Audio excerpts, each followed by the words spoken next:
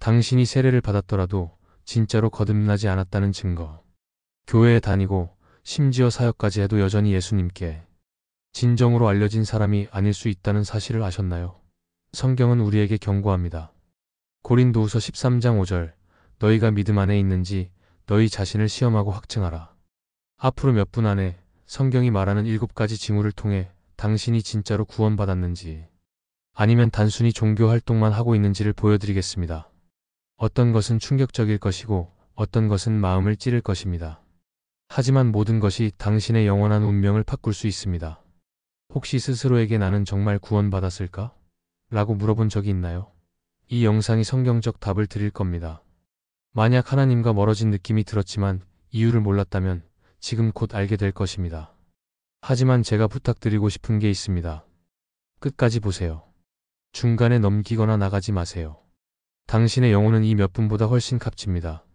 마지막 징후에서 제가 나눌 내용은 천국과 지옥을 가르는 차이가 될 수 있습니다. 지금 댓글에 이렇게 적어보세요. 주님, 제 눈을 열어 주님의 진리를 보게 하소서. 성령님, 진짜를 알게 해주소서. 오직 진리만이 저를 자유케 할 수 있습니다. 자, 첫 번째 징후부터 시작하겠습니다. 첫 번째, 세례는 받았지만 거듭나지 못한 경우입니다. 예수님은 요한복음 3장 3절에서 이렇게 분명히 말씀하셨습니다. 사람이 거듭나지 아니하면 하나님의 나라를 볼 수 없느니라. 잘 보세요. 주님은 세례를 받아야 한다고 말씀하지 않으셨어요. 교회에서 자라야 한다라고도 말씀하지 않으셨습니다. 오직 거듭나야 한다, 즉 성령으로 새로 태어나야 한다고 말씀하신 겁니다. 그럼 거듭난다는 건 뭘까요? 그것은 하나님의 영으로 마음과 본성이 완전히 변화되는 것을 의미합니다. 단순히 새로운 출발을 하는 게 아닙니다. 옛사람이 죽고 성령에 이끌리는 새로운 삶이 시작되는 것입니다. 고린도후서 5장 17절은 이렇게 말합니다. 누구든지 그리스도 안에 있으면 새로운 피조물이라. 이전 것은 지나갔으니 보라 새 것이 되었도다. 거듭남은 하나님이 단지 겉모습을 정리해 주시는 게 아닙니다. 안에서부터 완전히 새로운 마음을 주시는 겁니다. 욕망이 바뀌고 생각이 바뀌고 삶의 방향이 바뀝니다. 단순한 행동 교정이 아니라 영적인 부활입니다. 이렇게 생각해 보세요. 죽은 나무의 잎사귀를 닦아내고 장식하고 물을 준다고 해도 뿌리가 죽어 있다면 나무는 살아날 수 없습니다. 종교 활동만 있고 영적 새 생명이 없는 사람의 모습이 바로 그렇습니다. 하지만 거듭나면 하나님께서 그 죽은 뿌리를 뽑아내시고 자신의 생명을 심어주십니다. 물론 세례는 중요합니다. 예수님도 친히 명령하셨습니다. 그러나 참된 회개, 진실한 믿음, 성령의 역사가 없는 세례는 그저 목욕일 뿐입니다. 물이 피부에는 닿았을지 몰라도 영혼은 변하지 않은 겁니다. 안타깝게도 오늘날 교회에 앉아있는 많은 사람들이 바로 그렇습니다. 어떤 사람들은 많은 사람들 앞에서 물에 들어갔다가 나왔지만 속은 변하지 않았습니다. 죄인으로 들어갔다가 죄인으로 나온 것이죠. 세례는 구원을 대신할 수 없습니다. 이미 안에서 일어난 구원의 표지일 뿐입니다. 십자가 위의 강도를 보세요. 그는 세례를 받을 기회조차 없었지만 마지막 순간에 예수님을 믿음으로 마음이 변화되었습니다. 그것이 거듭남입니다. 그래서 제가 묻고 싶습니다. 당신의 세례는 그리스도를 향한 개인적인 믿음의 결과였습니까? 아니면 전통 때문이었습니까? 가족의 압력이었습니까? 아니면 단지 종교적 체크리스트를 채우려는 형식이었습니까? 어떤 분들은 마음속 깊이 알고 있습니다. 자신의 세례는 공허했고 마음은 변하지 않았다는 사실을요. 그러나 여기 좋은 소식이 있습니다. 아직 늦지 않았습니다. 하나님은 빈 의식을 원하지 않으십니다. 당신의 마음을 원하십니다. 오늘 성령께서만 주실 수 있는 진정한 새 생명을 경험할 수 있습니다. 물에만 젖고 영적으로는 마른 채 남지 마세요. 물세례는 받았지만 하나님 나라를 놓칠 수 있습니다. 그러나 성령으로 거듭나면 결코 그리스도와 함께하는 영혼을 잃지 않습니다. 두 번째 징후, 하나님의 말씀에 대한 갈망이 없는 경우입니다. 제가 솔직하게 묻겠습니다. 당신의 영적 식욕은 지금 무엇을 드러내고 있나요? 진짜로 거듭난 사람의 가장 분명한 증거 중 하나는 말씀에 대한 갈망입니다. 오락에 대한 갈망이 아니라, 종교 활동에 대한 갈망이 아니라 바로 하나님의 말씀입니다. 베드로전서 2장 2절은 이렇게 말합니다. 갓난 아기들 같이 순전하고 신령한 젖을 사모하라. 이는 이로 말미암아 너희로 구원에 이르도록 자라게 하려 함이라. 아기가 태어나면 누가 가르쳐주지 않아도 젖을 찾습니다. 본능입니다. 자동적입니다. 배고픔은 생명이 있다는 확실한 증거입니다. 마찬가지로 영적으로 거듭나면 안에서부터 하나님을 알고 싶고 듣고 싶고 잘하고 싶다는 갈망이 생깁니다. 그런데 솔직히 말해서 지금 이 영상을 보고 있는 당신 중 어떤 사람은 그 갈망을 잃어버렸을지도 모릅니다. 서서히 사라졌을 수도 있고 애초에 없었을 수도 있습니다. 하루가 주가 되고 주가달이 되고 성경은 닫혀 있고 영혼은 비어 있고 영적 생명은 약해집니다. 친구여, 영적으로 살아있는 사람은 진리를 갈망합니다. 성경은 선택사항이 아닙니다. 그것은 산소입니다. 예수님도 직접 말씀하셨습니다. 마태복음 4장 4절, 사람이 떡으로만 살 것이 아니요 하나님의 입에서 나오는 모든 말씀으로 살 것이라.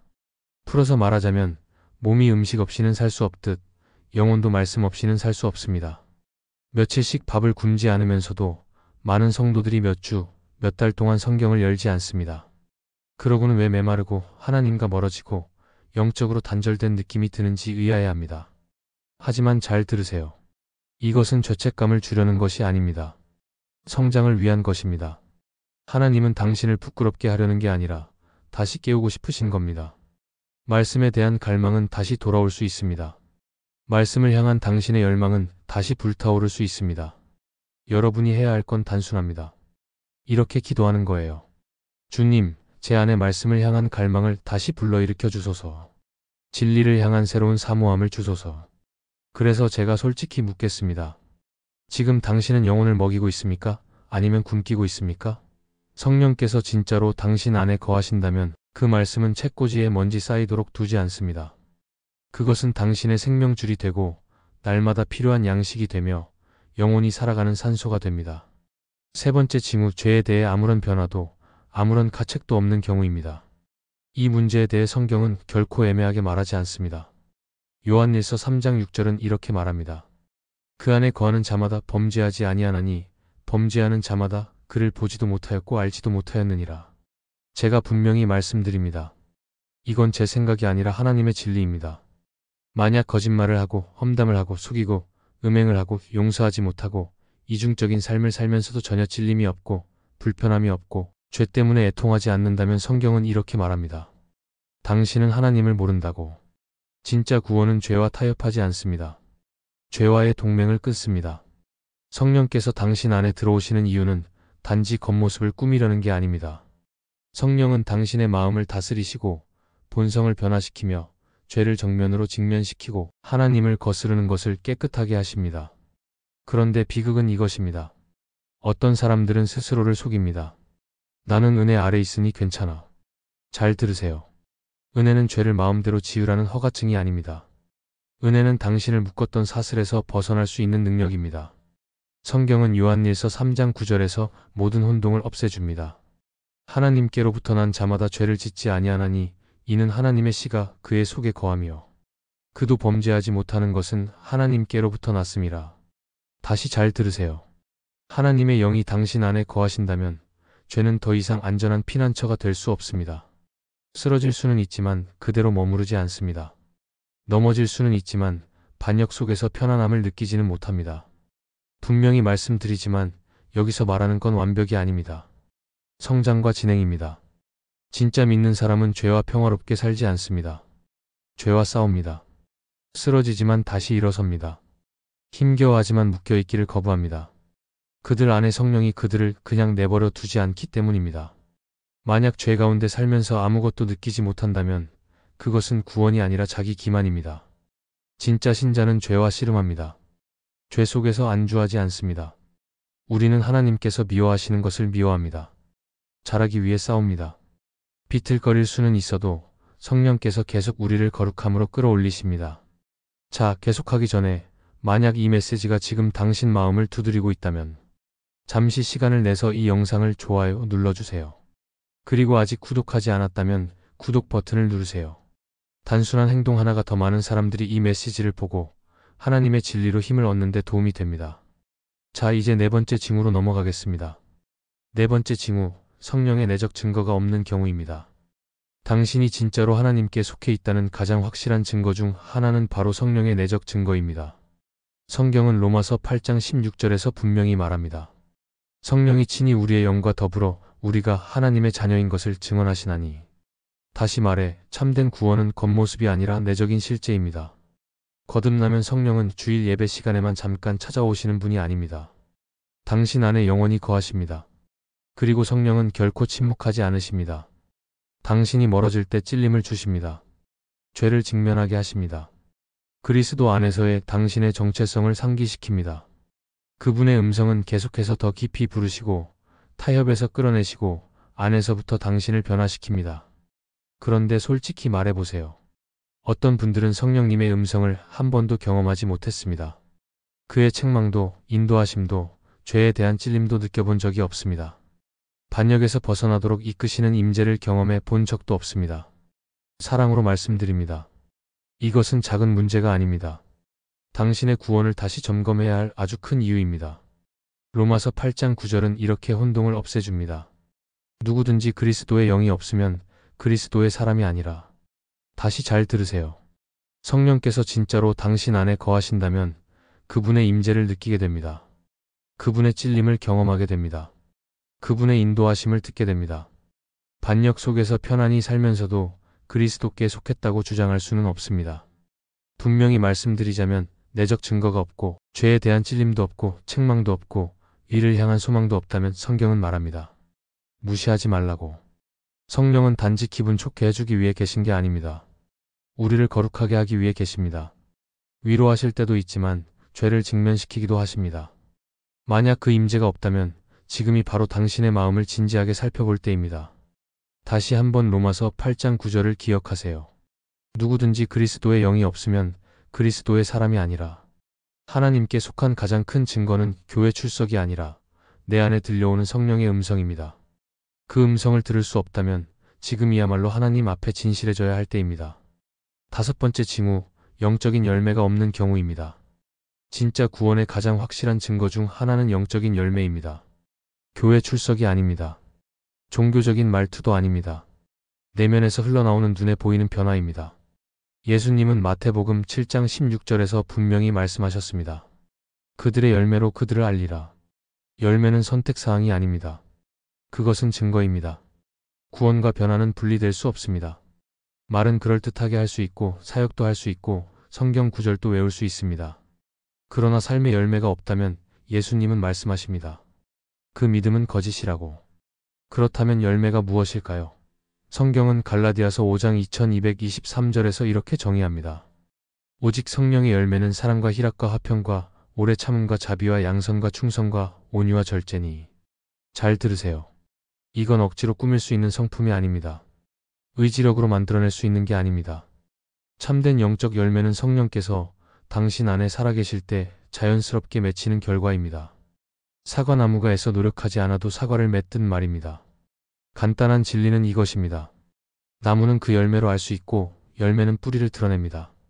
열매가 없다는 건 뿌리가 없다는 뜻입니다. 많은 사람들이 예수를 따른다고 말하지만 사랑이나 인내, 절제의 성장 같은 증거가 없다면 그 믿음은 헛된 것입니다. 예수님께서 말씀하셨습니다. 그들의 열매로 그들을 알리라. 제가 말하는 건 완벽이 아닙니다. 진짜 변화입니다. 거듭나면 하나님께서 당신 안에 자신의 생명을 심으시고 그 생명이 자라기 시작합니다. 욕망이 바뀌고 태도가 서서히 달라지고 사람들이 당신 안에서 그리스도를 보기 시작합니다. 그러니 스스로에게 물어보세요. 내 삶에 어떤 열매가 맺히고 있는가? 내가 사랑 안에서 자라고 있는가? 인내가 성숙하고 있는가? 더 절제하는 사람이 되고 있는가? 만약 해마다 삶이 똑같다면 그것은 구원이 아니라 자기 기만입니다. 열매 없는 삶은 작은 문제가 아닙니다. 그것은 경고 신호입니다. 열매가 없다는 건 뿌리가 없다는 뜻이고 뿌리가 없다는 건 그리스도 안에 생명이 없다는 뜻입니다. 그러나 여기 희망이 있습니다. 오늘도 농부이신 하나님께서 부르십니다. 그는 공허한 종교를 찾지 않으십니다. 진짜 변화를 원하십니다. 당신이 진심으로 항복한다면 주님은 자신의 생명을 당신 안에 심어주실 것입니다. 자, 계속 나아가 봅시다. 여섯 번째 징후, 하나님의 백성을 사랑하지 않는 경우입니다. 참된 구원의 가장 확실한 증거 중 하나는 하나님의 백성을 향한 사랑입니다. 요한일서 3장 14절은 이렇게 말합니다. 우리가 형제를 사랑함으로 사망에서 옮겨 생명으로 들어간 줄을 알거니와 사랑하지 아니하는 자는 사망에 거하느니라. 이보다 더 명확할 수 없습니다. 다른 신자들을 향한 사랑은 선택사항이 아닙니다. 그것은 성격 문제가 아니라 하나님께서 당신의 마음을 변화시키셨다는 증거입니다. 진짜 구원은 단지 하나님과의 관계만 바꾸는 게 아닙니다. 하나님의 가족과의 관계도 바꿉니다. 예수님을 사랑한다고 말하면서 그분의 백성을 향해 미움이나 원망, 용서하지 못하는 마음을 품을 수는 없습니다. 분명히 말씀드립니다. 그리스도를 따른다고 하면서 그의 몸된 교회와 분리되어 차갑고 고립된 삶을 살 수는 없습니다. 교회는 완벽하지 않지만 여전히 주님의 몸입니다. 거듭나면 하나님께서 당신 안에 사랑을 심으시고 그 사랑은 자연스럽게 성도들을 향해 흘러갑니다. 교회를 단순한 습관으로 보지 않고 가정으로 보게 됩니다. 단순히 앉아있는 장소가 아니라 사랑하고 섬기고 함께 자라가는 공동체로 보게 됩니다. 그러나 현실은 이렇습니다. 어떤 분들은 멀어졌습니다. 상처 때문일 수도 있고 실망 때문일 수도 있습니다. 혹은 교만, 서운함, 영적 독립심 때문일 수도 있습니다. 하지만 분명히 들으세요. 고립은 하나님께로부터 온 것이 아닙니다. 분열은 하나님께로부터 온 것이 아닙니다. 하나님의 백성을 피하는 것도 하나님께로부터 온 것이 아닙니다. 성경은 분명합니다. 사랑하지 않는 자는 사망에 거한다. 이 말씀을 깊이 새기세요. 사랑은 선택사항이 아닙니다. 그것은 생명의 증거입니다.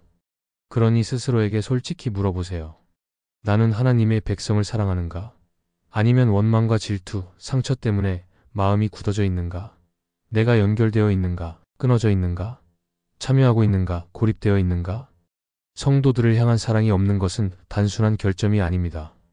심각한 경고 신호입니다. 사랑이 없는 곳에는 생명도 없습니다. 생명이 없는 곳에는 구원도 없습니다.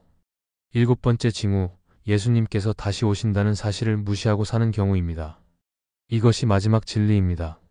진짜로 거듭나지 않았다는 가장 분명한 징후 중 하나는 예수님의 재림을 전혀 의식하지 않고 사는 것입니다. 제가 솔직히 묻겠습니다. 만약 오늘 예수님이 다시 오신다면 그분은 당신을 자기 사람으로 알아보실까요? 당신의 삶은 준비된 모습을 보여줄까요? 아니면 후회의 흔적일까요? 마태복음 24장 44절에서 예수님은 이렇게 명령하십니다. 이러므로 너희도 준비하고 있으라. 생각하지 않은 때에 인자가 오리라. 잘 들으세요. 당신의 삶의 방식이 곧 당신의 기대를 드러냅니다. 입술로는 예수를 믿는다고 말할 수 있습니다. 그러나 날마다의 선택은 당신이 진짜 무엇을 믿고 있는지를 드러냅니다. 참된 믿음은 단순히 교회 자리를 채우는 게 아닙니다. 삶의 우선순위를 바꿉니다. 죄를 중단시키고 타협을 직면하게 하고 헌신과 깨어있음과 순종의 삶을 낳습니다. 그러나 많은 사람들은 예수님이 다시 오신다는 사실을 무시한 채 삽니다. 일시적인 쾌락을 쫓고 숨겨진 죄를 붙들고 회개를 미루며 내일이 보장된 것처럼 영혼을 걸고 도박합니다. 그러나 성경은 애매하지 않습니다. 예수님은 다시 오십니다. 그리고 그분은 대충 믿는 사람들을 위해 오지 않으십니다. 문화적 기독교인이나 종교 관람객을 위해 오시는 것이 아닙니다. 깨어서 기다리고 순종하며 걷는 자들을 위해 다시 오십니다. 그러니 제가 묻겠습니다. 당신의 선택은 그분이 곧 오신다는 믿음을 드러내고 있습니까? 아니면 벌써 잊어버렸다는 것을 보여주고 있습니까? 당신의 일정은 영혼을 반영합니까? 당신의 습관은 기대를 보여주고 있습니까? 아니면 무관심을 드러내고 있습니까? 잘 들으세요. 예수님의 재림을 진짜로 믿는다면 타협 속에서 편안할 수 없습니다. 죄는 숨겨져 있을 수 없습니다. 당신의 영혼을 가지고 도박하지 않을 것입니다. 항복하며 깨어서 준비된 삶을 살게 됩니다. 예수님이 다시 오시지 않는 것처럼 사는 것은 거듭나지 않았다는 가장 분명한 징후 중 하나입니다. 그리고 영혼은 이 문제를 잘못 판단하기에는 너무나 길고 무겁습니다. 우리는 지금까지 모든 징후를 살펴봤습니다. 이제 저는 당신의 마음에 직접 말씀드리고 싶습니다. 성경은 고린도후서 13장 5절에서 이렇게 말합니다. 너희가 믿음 안에 있는가? 너희 자신을 시험하고 너희 자신을 확증하라. 예수 그리스도께서 너희 안에 계신 줄을 스스로 알지 못하느냐? 그렇지 않으면 너희는 버림받은 자니라. 이것은 두려움의 문제가 아니라 내가 하나님 앞에서 어디에 서 있는지를 아는 문제입니다. 어떤 분들은 이 말씀을 들으면서 자기 삶 속에서 이 징후들을 발견했을 것입니다. 말씀에 대한 갈망을 확인했고 성령께서 인도하시고 책망하시며 그리스도 안에서 당신의 정체성을 기억나게 하셨음을 느낀 것입니다. 당신의 삶에서 사랑, 기쁨, 평안, 인내가 조금씩 자라고 있는 걸 본 적이 있습니까? 하나님의 백성을 향한 사랑이 점점 더 깊어지고 있습니까? 예전에 당신과는 같지 않다는 걸 느끼나요? 그것이 바로 그리스도께서 당신 안에 계시다는 증거입니다. 만약 그렇다면 용기를 가지세요. 당신은 그분께 속한 사람입니다. 하지만 잘 들으세요. 그렇다고 안주할 때가 아닙니다. 더 깊이 나아갈 때입니다. 하나님께서 더 높은 자리로 부르십니다. 요한계시록 4장 1절에 이렇게 기록되어 있습니다. 이 후에 내가 보니 하늘에 열린 문이 있는데 내가 들은 바 처음에 내게 말하던 나팔 소리 같은 그 음성이 가로되 이리로 올라오라. 이것이 바로 하나님의 초대입니다. 더 높은 곳으로 오라는 부르심입니다. 그분의 임재 안으로 더 깊이 들어가십시오. 하나님께서 당신의 믿음을 넓히시도록 이미 심어주신 것을 더 크게 자라게 하시도록 내어드리십시오. 하지만 어떤 분들은 이 징후들을 들으면서 자신에게는 없다는 걸 깨달았을 수도 있습니다. 종교적인 삶은 있었지만 하나님과의 진짜 관계는 없었을 수 있습니다. 마음은 하나님과 멀어져 있을 수 있습니다. 죄가 편안하게 느껴졌을 수도 있습니다. 기독교인이라는 이름은 가지고 있었지만 진짜로 거듭난 적은 없었을 수도 있습니다. 잘 들으세요. 하나님께서 이걸 드러내시는 이유는 당신을 부끄럽게 하려는 게 아닙니다. 하나님은 당신을 사랑하시기 때문에 보여주시는 겁니다. 복음은 단순합니다. 우리 모두 죄를 지었습니다.